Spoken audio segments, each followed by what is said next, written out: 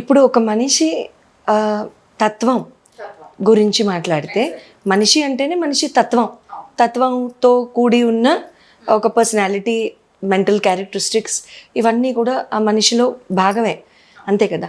So మనిషి తత్వాన్ని బట్టే తన ఆలోచన విధానం, ఆ ఆలోచన సరళి, ఆ విధానం, ఆ స్టైల్ ఏదైనా సరే, ఆలోచన తత్వాన్ని బట్టే మనిషి యొక్క స్పీడ్, నిదానం రెండు ఉంటాయి.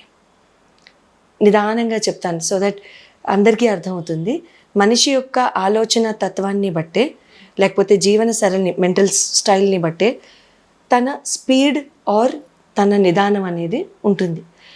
మనం చాలా గజిబిజిగా కంగారుగా ఎవరైనా ఆలోచించారనుకోండి, ఎవరో ఒక పర్సన్, వాళ్ళు ఎప్పుడు కూడా వాళ్ళ చాలా హేస్టీగా ఉంటాయి వాళ్ళు చేసేది ఏదైనా సరే.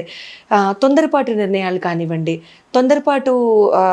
తొత్తరపాటు సరళి కానివ్వండి, వాళ్ళ లైఫ్ స్టైల్లో అలాంటి చాలా ఎక్కువగా కనపడుతూ ఉంటుంది. హడావుడు ఎక్కువ ఉంటుంది, బట్ అవుట్పుట్ చాలా తక్కువ ఉంటుంది.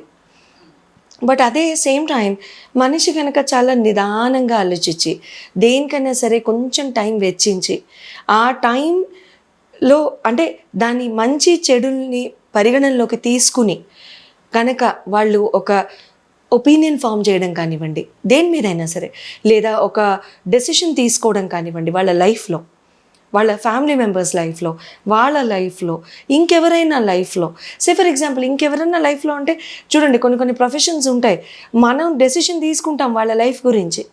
Teachers, doctors, lawyers, all these service oriented professions, we take decisions based on our, based on that particular situation of that person, as well as our personality also. Simple. ఎందుకంటే ఎప్పుడు నేను అనేదే, కొంతమందిని చూస్తేనే మనకు చాలా నిదానంగా ప్రశాంతంగా అనిపిస్తుంది, అది వెంటనే చాలా హాయిగా అనిపిస్తుంది, నెమ్మదిస్తుంది గుండె కూడా. మనకి కాస్త గుండెల్లో నుంచి ఆక్సిజన్ చాలా చక్కగా ఫ్లో అవుతుంది, కంగారు అనిపించదు వాళ్ళని చూస్తే. సో అదే రకంగా ప్రతి మనిషి కూడా, ఏ పర్సన్ అయినా సరే చాలా మెంటాలిటీని చాలా కూల్గా ఉంచుకుని, చాలా నిదానంగా ఆలోచించి, చాలా చక్కగా కనుక వాళ్ళు వాళ్ళ లైఫ్ స్టైల్ని కనుక ట్వీక్ చేసుకుంటే, ఎవరైనా సరే లైఫ్లో వచ్చే ప్రాబ్లమ్స్ కానివ్వండి, ఛాలెంజెస్ కానివ్వండి, ప్రతిదీ ఒక లెర్నింగ్ ఎక్స్పీరియన్స్గా తీసుకోవడానికి అదే సెల్ఫ్గా ఆపర్చునిటీ క్రియేట్ అయిపోతుంది. ప్రతి ఛాలెంజు ఒక ఆపర్చునిటీగా తీసుకోవడం, చదవడానికి, వినడానికి, స్క్రీన్ మీద చూడడానికి బాగుంటుంది. అది అర్థం చేసుకుని మనం కనుక దాన్ని చాలా చక్కగా అవలంబనలోకి తీసుకొస్తే, అంటే when we put that to use, that's when మన లైఫ్లో కూడా ప్రతి సిచ్యువేషన్ అనేది చాలా చక్కటి ఆపర్చునిటీని మనకే అది అందిస్తుంది. మనం అంటే ఇంట్లోకి రాగానే ఫ్లవర్స్ డిస్ప్లే చేయాల్సిన అవసరం లేదు, మన లైఫే ఒక ఆపర్చునిటీ, అంతే కదా. స్టోరీ అడిగావు కాబట్టి ఒక ఫాదర్ అండ్ సన్ స్టోరీ చెప్తాను. వాళ్ళ సన్ని ఏదో టెన్నిస్ దాంట్లోనూ ఎక్కడో ఎన్రోల్ చేస్తాడు. అతను ఎన్రోల్ చేసినప్పుడు నేర్చుకుంటాడు ఆ బ్యాడ్మింటన్ దానికి వెళ్తాడు. కొన్ని రోజులు అయిన తర్వాత మానేస్తాడు. నాకు ఇది అవ్వట్లేదు, మిగతా పిల్లలు నన్ను ఏడిపిస్తున్నారు, నా వల్ల అవ్వట్లేదు అని చెప్పేసి వదిలేస్తాడు. సరే ఒకరోజు క్లాసుకి పంపడు. రెండవ రోజు ఏమైనా డిస్టర్బ్ అయ్యి మళ్ళీ క్లాస్ కోసం అడుగుతాడేమో అనుకుంటాడు. వీడు అడగడు, వీడు చాలా ప్రశాంతంగా ఉంటాడు చిన్నవాడు.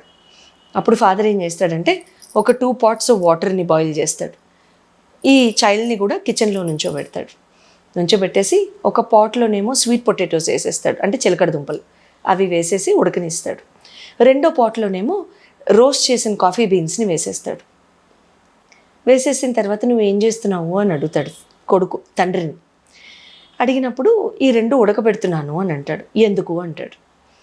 ఎందుకు అంటే చూద్దాం ఎందుకు అని అంటాడు. కాఫీ బీన్స్ ఉడుకుతున్నప్పుడు ముక్క ఆడిస్తూ ఉంటాడనమాట. అంటే కొంచెం చేదు వాసన, కొంచెం కడుపులో వికారం లాంటివి పుడుతూ ఉంటాయి కొంతమందికి. రోస్ట్ చేసిన కాఫీ బీన్స్ కొంతమందికి వామిటింగ్ సెన్సేషన్ కూడా ఇస్తూ ఉంటాయి. సో వీడికి కొంచెం దూరంగా వెళ్ళడానికి ట్రై చేస్తూ ఉంటాడు. స్వీట్ పొటాటో బాయిల్ అవుతున్న కొద్దీ ఒక 10-15 minutes తర్వాత దగ్గరకు వచ్చేస్తూ ఉంటాడు స్టవ్ దగ్గరికి. కొంతసేపు అయిపోయిన తర్వాత బాయిల్ చేసేసి ఆపేస్తాడు, వాటర్ డ్రైన్ చేసేస్తాడు. డ్రైన్ చేసిన తర్వాత కాఫీ వాటర్ కలెక్ట్ చేసేసుకుంటాడు, ఈ స్వీట్ పొటాటో వాటర్నేమో డ్రైన్ చేసేస్తాడు. డ్రైన్ చేసేసిన తర్వాత అప్పుడు క్యూరియాసిటీ పెరిగిపోద్ది చైల్డ్కి, అంటే చాలా దాని ఏమంటారు ఇంట్రెస్ట్ పెరిగిపోతుంది ఆ చైల్డ్లో, అది వెళ్ళి చూడాలి అని చెప్పేసి. సో అది వెళ్ళి చూడాలి అని చెప్పి వచ్చినప్పుడు వాసన చూస్తాడు అని. బాగుందా అంటాడు తండ్రి. చాలా బాగుంది, నాకు ఫస్ట్ ఇది కావాలి, సెకండ్ ఇది కావాలి అని అంటాడు. ఫస్ట్ స్వీట్ పొటాటోని చూపిస్తాడు, తర్వాత చూపిస్తాడు. అప్పుడు కూర్చోబెట్టి అది ఇవ్వకుండా తండ్రి ఏం చెప్తాడంటే, చూడు కొన్ని కొన్ని జీవితంలో చాలా హార్డ్గా ఉంటాయి, వాటి స్వీట్నెస్ మనకి అర్థం కాదు, కొన్నాళ్ళు అయిన తర్వాతనే అది అర్థమవుతుంది. స్వీట్ పొటాటో ముందు హార్డ్గా ఉంది, అదే నేను నీకు అలా ఇచ్చేసాను అనుకో, నువ్వు తిందువా, కొరికితే ముందు పళ్ళు ఉడతాయి, అంతేనా?